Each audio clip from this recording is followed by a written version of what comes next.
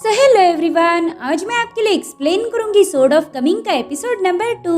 तो जैसे कि लास्ट एपिसोड में हमने देखा था कि चेनपिंग के टाउन में ढेर सारे आउटसाइडर्स अपॉर्चुनिटी की तलाश में आ चुके हैं, जिसमें से जिमाओ नाम का बंदा ज्यूसान को अपना डिसाइपल बनाना चाहता था। मगर इसके लिए वो चेनपिंग को रास्ते से हटाने की कोशिश करता है ताकि ज्यूसान और चेनपिंग का बॉन्ड ब्रेक हो जाए। साथ ही साथ जिनशी ने चेनपिंग का इमॉर्टलिटी ब्रिज तोड़ दिया, जिस वजह से चेनपिंग उसे खत्म करके अपना रिवेंज लेता है। वही दूसरी तरफ हमने देखा कि चेनपिंग ने ज्यूसान को जो गोल्डन फिश दी थी वो अब एक ड्रैगन में बदल चुकी है।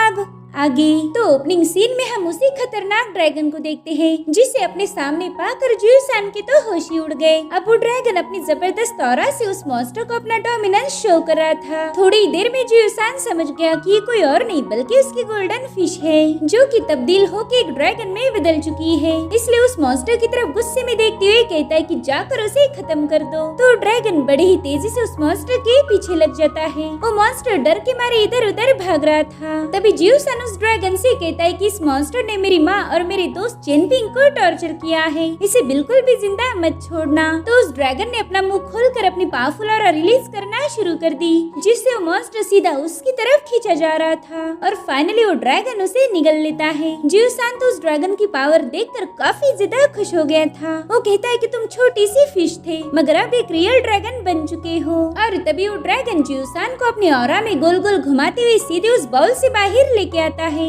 ज्यूसान को महफूज देखकर उसकी माँ सीधे उसे अपने बाहों में ले लेती है। इधर जिमाओ भी हंसते हुए कह रहा था कि मेरी ये ट्रिप जाया नहीं हुई, मुझे एक बहुत ही अच्छा डिसाइपल मिल गया। वो ज्यूसान से कह रहा था कि तुम्हारी कामयाबी की वजह से तुम्हारी माँ को इस गाँव में रिस्पेक्ट मिलेगी। ये सुनकर ज्यूसान की माँ इमोशनल हो गई। वो अपने हस्बैंड से कहने लगी कि देखिए हमारे बच्चे ने कर दिखाया, अब हमारे ज्यूसान का फ्यूचर ब्राइट होगा, ये एक दिन बहुत ज्यादा पावरफुल बनेगा। इधर जिमा उससे कहता है कि अगर तुम्हारे घर में कुछ पुरानी चीजें हैं तो उसे जल्दी से पैक करो, हमें आज के आज ही सोर्ड लेक के लिए रवाना होना है। इधर ज्यूसान की नजर गोल्ड और सिल्वर के बैग्स पर पड़ी तो उसकी माँ से कहता है कि मेरे फादर ने एक ट्रेजर चेस्ट कैबिनेट में छुपा दी थी, मेरे ख्याल से उसे भी हमने अपने साथ पैक करना चाहिए। तो जिमाओ तुरंत ही ज्यूसान की माँ से कहने लगा कि जल्दी से मुझे वो ट्रेजर बॉक्स दिखाओ। अब वो दोनों भी उस संदूक को ढूंढने के लिए घर के अंदर चले गए और यही तो ज्यूसान को चाहिए था ताकि वो अपने दोस्त चेनपिंग से मिलने जा पाए। वही दूसरी तरफ हम सॉन्ग जिनशिन और जाओ याओ को देखते हैं जो कि गो गेम खेल रहे थे। जाओ ने आखिरी गेम में सॉन्ग जिनशिन को हरा दिया। वो कह रहा था भाई आपके साथ जीतना बहुत ज्यादा मुश्किल है, आप तो गो गेम में माहिर हो।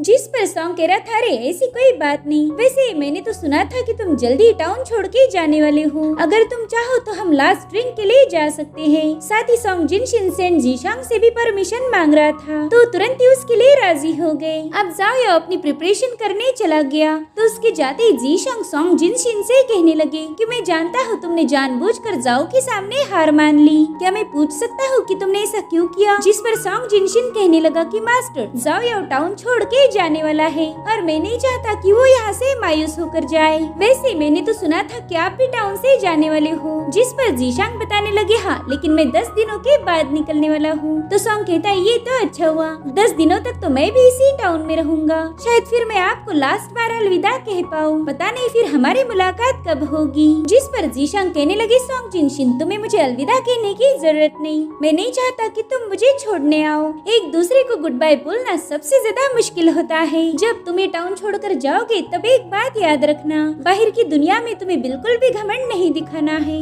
साथ ही सेंट जीशांग ने सॉन्ग जिनशिन को कुछ किताबें भी दे दी थी। वो कहते हैं कि इसे रीड करने से तुम्हारा माइंड शार्प बनेगा, साथ ही तुम्हारी कल्टीवेशन भी काफी ज्यादा इम्प्रूव होगी। लेकिन सॉन्ग जिनशिन उन बुक्स को हासिल करके बिल्कुल भी खुश नहीं था। वो मास्टर जीशांग से कह रहा था कि मुझे पता नहीं ऐसा क्यों लग रहा है कि आप आपकी लेगेसी मुझे पास डाउन कर रहे हो, पता नहीं मैं इसके काबिल भी हूँ या नहीं, अगर मैं आपकी उम्मीदों पर खरा नहीं उतरा तो खुद को कभी माफ नहीं कर पाऊंगा। जिस पर जीशांग कहने लगे कि तुम्हें प्रेशराइज होने की जरूरत नहीं, ये तो बस मेरी कुछ किताबें हैं जो मैं चाहता हूँ कि आगे चल के तुम्हारे काम आ जाए, अब तुम जल्दी से जाओ याओ के साथ टाउन में चले जाओ। तो सॉन्ग जिनशिन तुरंत ही जाओ याओ की तरफ निकल पड़ा। इधर जीगोई वहाँ से जाते हुए मास्टर जीशांग को ग्रीट कर रही थी, लेकिन वो एकदम रूड टोन में उससे कहते कि यहाँ से जाने के बाद जरा अच्छे से बर्ताव करना। सेंट जीशांग इस बंदी को काफी अच्छे से पहचानते थे। अब जीगोई की क्या मिस्ट्री है ये हमें कहानी में आगे पता चलेगी। वही दूसरी तरफ हम चेनपिंग को देखते हैं जो खाना पकाने में बिजी था। तभी निंग्या मास्टर जीशांग ने दी हुई हेयर पिन उठाकर कहने लगी, अरे वाह चेनपिंग, तुमने तो सब कुछ सेटल कर दिया।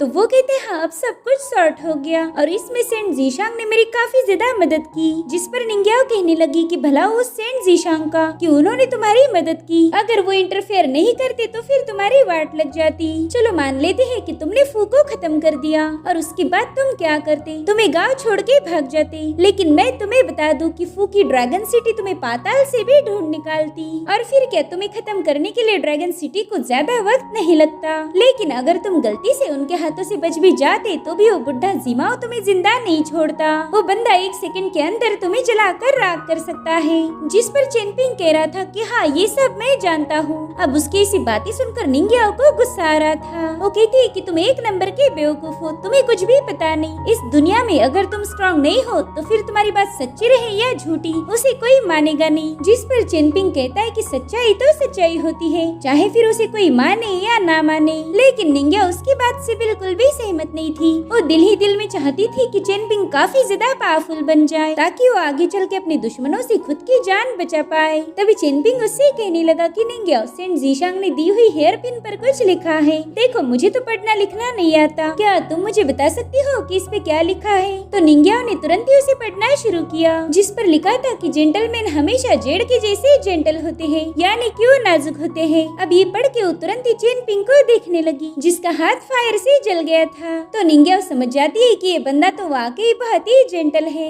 अब गुस्से में चेनपिंग को हेयर पिन देते हुए कह रही थी कि बड़े आए कहीं के जेंटलमैन। और तभी ज्यूसन वहाँ की चेनपिंग का दरवाजा जोर जोर से पीटने लगा। वो गुस्से में कह रहा था कि चेनपिंग जल्दी से दरवाजा खोल, अगर तूने अभी के अभी दरवाजा ओपन नहीं किया तो फिर तू मेरी शक्ल जिंदगी भर नहीं देख पाएगा। अभी जल्दी से बाहर निकल चेनपिंग। अब ज्यूसन देखता है कि चेनपिंग तो दरवाजा खोलने के लिए तैयार नहीं, इसलिए वो अपने आंसू पोंछते हुए सीधा उस दरवाजे पर लात मारने चला गया। लेकिन उसके लात मारने से पहले ही चेनपिंग ने दरवाजा ओपन किया, जिससे बेचारा ज्यूसन बड़ी ही ऑकवर्ड पोजीशन में नीचे गिर गया था। चेनपिंग भी उसे ऐसा गिरते हुए देखकर काफी ज्यादा शॉक था। इधर ज्यूसन जैसे तैसे उठ गया। वो कहते धत तेरे की हर जगह मेरी बेइज्जती होती है। जिसके बाद वो कहने लगा चेनपिंग क्या तुम्हें वो मछली याद है जो तुमने मुझे गिफ्ट की थी? तो चेनपिंग कहते हाँ, लेकिन पहला तुम अंदर आ जाओ। अब अंदर आते ही ज्यूसन ने कस के चेनपिंग को गले लगा लिया और रोते हुए कहने लगा कि मैं उस गोल्डन फिश को तुम्हें वापस लौटाना चाहता था, लेकिन मेरी माँ और जिमाओ ऐसा बिल्कुल भी नहीं चाहते। मेरी माँ ने मेरी बहुत ज्यादा पिटाई कर दी और उस जिमाओ ने मुझे एक बोल में ट्रैप कर दिया था। उसकी सारी बातें सुनकर चेनपिंग को उसके लिए काफी ज्यादा बुरा लग रहा था, लेकिन वो चाहकर भी ज्यूसन की कोई मदद नहीं कर सकता। इधर ज्यूसन रोते हुए बताने लगा कि जब मैं उस व्हाइट बोल में ट्रैप था उसी वक्त तो गोल्डन फिश एक ड्रैगन में बदल गई।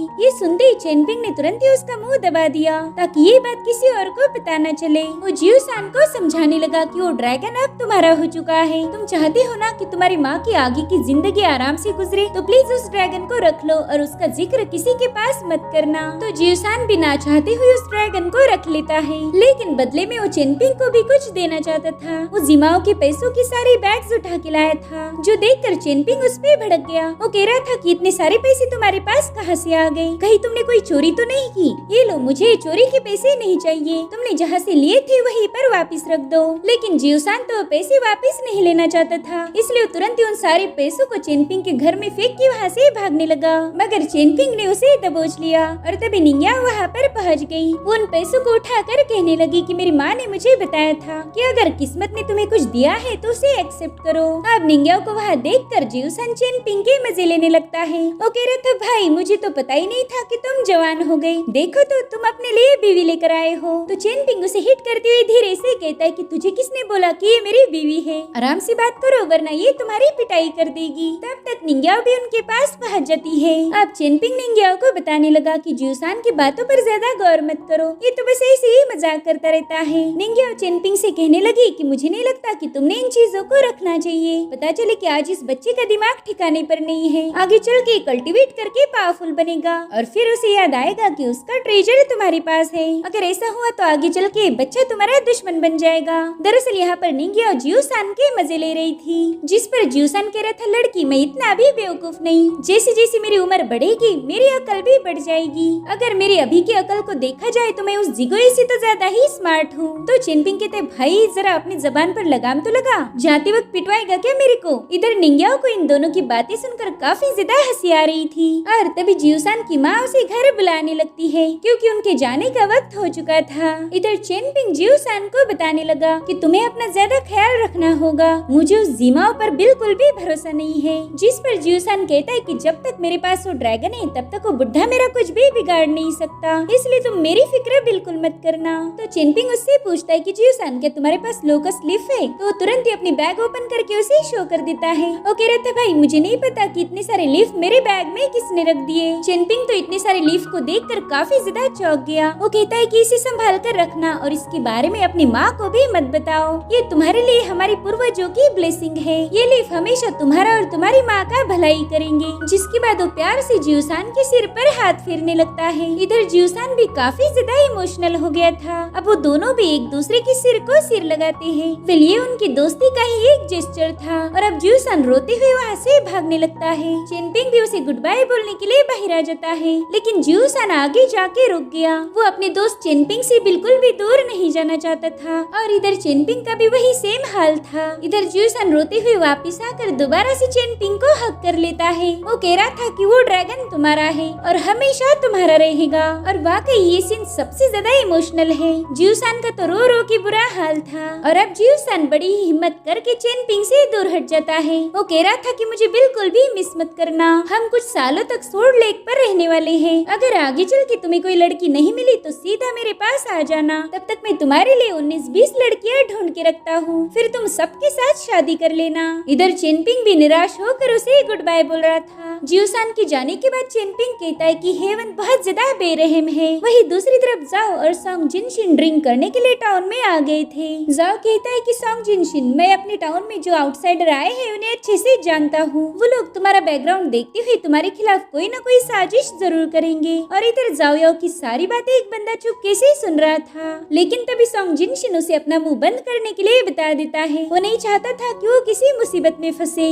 और तभी उनकी नजर विंडो के बाहर पड़ी। वहाँ पर पेपर से बनी हुई बटरफ्लाई फ्लाई कर रही थी। वेल इसे शियान ने जिगुई को इम्प्रेस करने के लिए बनाया था। वो कहता है प्लीज मान जाओ ना, मैं तुमसे बहुत ज्यादा प्यार करता हूँ। लेकिन तभी एक बंदे ने शियान की पतंग पर पत्थर फेंक के मारा। वेल इस बंदे का नाम था जिंगचुन और ये हमेशा शियान को परेशान करता है। तो इस बार शियांग ने भी उसे 2-4 गालियाँ सुना दी, जिस वजह से जिंगचुन काफी ज्यादा भड़क गया था। अब वो शियान पर पत्थर मारना शुरू कर देता है, इसलिए शियान तुरंत ही वहाँ से भागना शुरू कर देता है और ये सभी लोग उसका पीछा कर रहे थे। वहीं पर शियान के हाथों में जो भी लग रहा था वो इन लोगों पर फेंक के मारना शुरू कर देता है, जिससे तो वो शियान पर और ज्यादा भड़क गए। मगर फाइनली शियान एक बाम्बू की मदद से एक छत पर चढ़ जाता है। वो कह रहा था देख लेना मैं जल्दी तुम्हारा हिसाब बराबर करूंगा। ये सुनकर जिंगचुन और उसके चमचे हंसने लगे। जिंगचुन कह रहा था कि मैं तुम्हारा बाप हूँ, इसलिए अगली बार मेरे सामने आते ही अपना सिर झुकाना। अब अगले सीन में हमें लू फैमिली का रेसिडेंस दिखाया जाता है, जहाँ पर इमॉर्टल जू अपने 2 बच्चों के साथ कुछ दिनों के लिए रहने आई थी।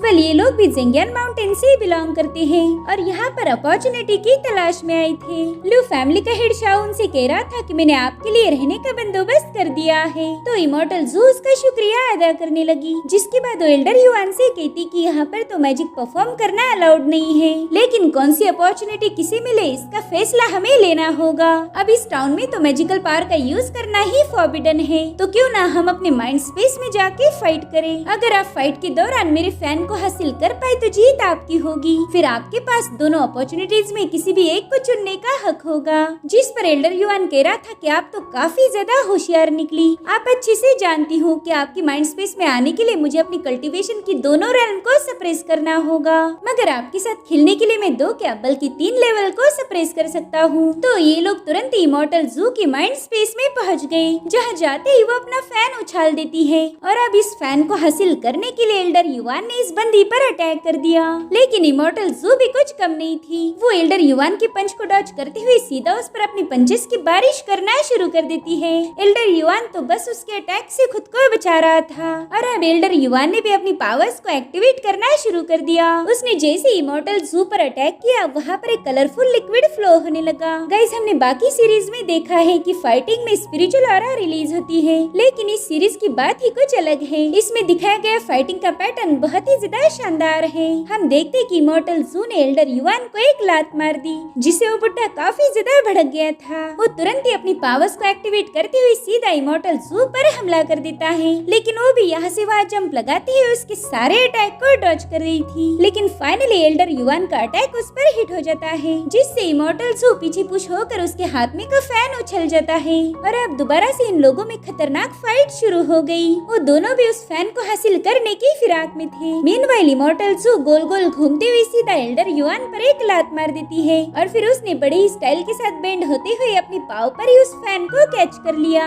ये देखकर एल्डर युआन काफी ज्यादा भड़क जाता है। उसने सीधे जाकर अपनी पावर्स को एक्टिवेट करके उस फैन पर एक लात मार दी, जिससे वो फैन तेजी से जाकर वहाँ मौजूद एक पगोड़ा में घुस गया। तो इमॉर्टल जू भी उसे हासिल करने के लिए उसके पीछे जाने लगती है, लेकिन तब तक पगोड़ा पर एल्डर युआन भी पहुंच चुका था। वो दोबारा से इमॉर्टल जू पर अटैक करने की कोशिश करता है, लेकिन जू ने एक लात मार के एल्डर युआन को पटक दिया, जिसके बाद वो दोबारा से उस पर अटैक करने के लिए आगे बढ़ती है, लेकिन एल्डर युआन ने उसकी पाव को पकड़ के ही मरोड़ दिया, जिसके बाद वो अपनी अल्टीमेट पावर को एक्टिवेट कर देता है। उसके एक ही पंच में वहाँ पर कलर ही कलर फैलने लगे, साथ ही वो पगोड़ा भी टूट के बिखर गया था। इमॉर्टल जू भी उन्हीं टुकड़ों में फ्लोट कर रही थी और तभी एल्डर युआन अपना सीना पीट के उसे बताने लगता है कि मैं तुमसे बेस्ट हूँ, जिसके बाद वो दोबारा से जू के साथ फाइट करने चला गया। वो किसी भी कीमत पर वो फैन उसके हाथों में लगने ही नहीं देना चाहता था। इन दोनों में ऐसी जबरदस्त फाइट चलती जा रही थी और तब एल्डर युआन ने एक पावरफुल पंच से इमॉर्टल जू पर अटैक कर दिया, जिससे घायल होकर वो काफी पीछे पुश हो गई। वो देखती है कि एल्डर युआन के हाथ में वो फैन लग चुका है। वो कहती है कि मैं आपके ब्रूट फोर्स के सामने टिक नहीं सकती, इसीलिए मैं अपनी हार कबूल करती हूँ। जिसके बाद ये दोनों भी माइंड स्पेस से बाहर आ गए। अब एल्डर युआन उससे कहने लगा कि इमॉर्टल जू, मुझे ट्रेजर आर्मर में कोई दिलचस्पी नहीं, लेकिन हम सोर्ड मैनुअल को छोड़ नहीं सकते, इसलिए आप ट्रेजर आर्मर रख सकती हो। आप थोड़ी देर में लू फैमिली के हेड शाओ जेंगचुन को वहाँ पर लेके आते हैं। ये वही बंदा है जिसने थोड़ी देर पहले शियान को मार्केट में सताया था। अब इमॉर्टल जू उनसे कहने लगी कि तुम शियान को तो जानते ही होंगे, दरअसल मुझे उससे एक सोर्ड मैनुअल और ट्रेजर आर्मर खरीदना है। ये सुनकर जेंगचुन का छोटा भाई कहने लगा, बस इतनी सी बात? अरे वो क्या है ना, शियान थोड़ा सा टेढ़ा आदमी है, हमारी और उसकी ज्यादा जमती नहीं, लेकिन हम उसे आपके सामने जरूर से पेश करेंगे। ये सुनकर इमॉर्टल जू खुश हो गई। वो कह रही थी कि ट्रेजर आर्मर बहुत ही ज्यादा स्पेशल है और हम ठहरे आउटसाइडर्स, अगर हम शियान से डायरेक्टली डील करने चले गए तो उसे हम पर शक हो जाएगा,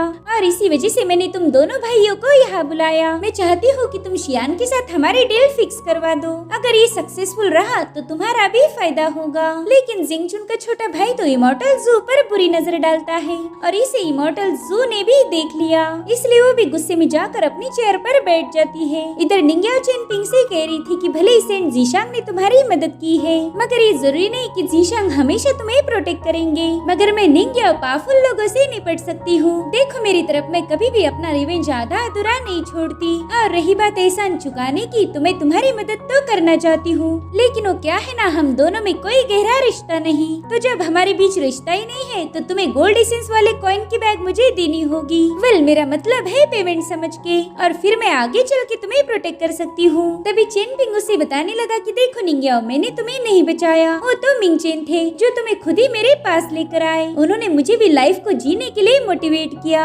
लेकिन निंग्याओ तो बस पेमेंट की बात पर अटकी हुई थी। वो कहती, देखो ये बैग मुझे ज्यादा पसंद आई है, लेकिन ये बाकी बची दो बैग्स मुझे बिल्कुल भी अच्छी नहीं लग रही। अब चेनपिंग को तो इन कॉइन्स का कोई नॉलेज नहीं था, तो निंग्याओ उसे बताने लगती कि हर एक कॉइन को अलग अलग कैटेगरीज में डिवाइड किया है। देखो ये है विक्ट्री कॉइन्स, दूसरे है वेलकमिंग स्प्रिंग कॉइन्स, इनका यूज इंपीरियल पैलेस में टैलिस्मान टांगने के लिए किया जाता है। और देखो ये वाले है ऑफरिंग कॉइन, जो कि सबसे ज्यादा कीमती है। ये कॉइन्स हम गॉड और इमॉर्टल्स को भी ऑफर कर सकते हैं ताकि वो हमारी प्रेयर सुने। खैर, लेकिन मैं ये ऑफरिंग कॉइन्स तुमसे छीन नहीं सकती, क्योंकि तुमने मेरी बहुत ज्यादा मदद की है। वो कह रही थी कि आगे चल के मैं तुम्हें जरूर से प्रोटेक्ट करूंगी और तुम्हारे सारे एहसान चुका दूंगी, लेकिन तब तक तुम्हें खुद को सेफ रखना ही होगा। एक बार बस हमें टाउन छोड़ के चले जाएं, फिर तुम्हारे सारे मसले हल करने में मैं तुम्हारी हेल्प करूंगी। इधर चेनपिंग ने कुछ सिक्के उठाकर बाकी के सारे कॉइन्स निंग्याओ को दे दिए, जो देखकर निंग्याओ उससे पूछती कि चेनपिंग, सच बताना, कहीं तुम मुझे पसंद तो नहीं करते? बेचारे चेनपिंग को तो इसका क्या जवाब दिया जाए ये ही समझ नहीं आ रहा था। तभी निंग्याओ कहने लगी, चेनपिंग तुम्हारी पसंद तो कमाल की है, लेकिन लेकिन मुझे ना तुम में जरा भी इंटरेस्ट नहीं। देखो, मुझे एक ऐसे बंदे की तलाश है जो कि इस दुनिया का सबसे पावरफुल तलवारबाज हो, चाहे राजा हो या कोई आम आदमी, सभी ने उसके लिए अपना सिर झुकाना चाहिए। वो इस दुनिया का सबसे पावरफुल योद्धा होगा जिसके सामने सभी लोग हार मान जाएंगे। तभी चिनपिंग कहता है, निंग्याओ, शायद आपको कुछ गलत बात सुनाई दी, मैं आपको बिल्कुल भी पसंद नहीं करता। ये सुनकर निंग्याओ मायूस हो गई। वो पूछती, क्या सच में तुम मुझे इत्तुसा भी पसंद नहीं करते? इधर निंग्याओ उसके काफी करीब जाने की कोशिश करती है और ये देखकर तो चिनपिंग डर के मारे वहाँ से भाग गया। निंग्याओ कह रही थी, चिनपिंग, आगे चल के तुम जिससे भी शादी करोगे समझ लेना उस बिचारी के भाग फूट गए। वही दूसरी तरफ ब्लू मैंशन में जेंगचुन के भाई को बुरी तरह से पीटा जा रहा था। वेल, उसे इमॉर्टल जू को ताड़ने की सजा मिल रही थी। तभी जू का बेटा उसकी बहन से कहने लगा कि अगर इस पॉन्ड में कितनी मछलियाँ हैं तुम काउंट करके बता पाई तो मैं माँ से रिक्वेस्ट करके इन लोगों की पनिशमेंट को माफ करवा दूंगा। तो बच्ची तुरंत ही काउंटिंग करना शुरू कर देती है, लेकिन थोड़ी देर में उसे रियलाइज होता है कि वो इतनी सारी मछलियों को काउंट नहीं कर पाएंगी, इसलिए वो एल्डर युआन से मदद मांगती है। तो युआन ने तुरंत ही उस तालाब में एक लात मार के सारी मछलियों को खत्म कर दिया। जिसके बाद वो बच्ची अपने भाई से कहने लगी, देखो अब तालाब में एक भी मछली नहीं है, और इस तरह से उसने अपनी शर्त भी जीत ली। जेंगचुन के भाई को लग रहा था कि अब तो मेरी पनिशमेंट को रोका जाएगा, लेकिन तुरंत ही जू का बेटा उसे अपनी लात से टच करते हुए कहने लगा कि बच्चों की शर्तों पर ज्यादा भरोसा मत किया करो, अब तो तुम्हें और ज्यादा पीटा जाएगा। इधर इमॉर्टल जू जेंगचुन से कह रही थी कि अगर ट्रेजर आर्मर दिलाने में तुम मेरी मदद करो तो मैं तुम्हारे भाई को जिंदा छोड़ दूंगी, इसलिए जेंगचुन तुरंत ही उसकी मदद करने के लिए मान गया। वही दूसरी तरफ हम स्मॉल टाउन के गेट कीपर को देखते हैं जो कि एक कविता को दोहरा रहा था, और तभी जाओयाओ की कैरेज वहाँ से गुजरने लगी। जाओयाओ वहाँ से गुजरते हुए उस पोएम को पूरा करने लगा और उसे देखकर गेट कीपर काफी ज्यादा खुश हो जाता है। वो तो सेंट जीशांग की टीचिंग स्टाइल की तारीफ कर रहा था। वही दूसरी तरफ हम सेंट जीशांग को देखते हैं जो कि कहने लगे कि एक जेंटलमैन हमेशा मुर्दे की तरह शांत और बेल की तरह अलर्ट रहना चाहिए। एक जेंटलमैन कभी दूसरों को देखकर अपनी सोच नहीं बदलता,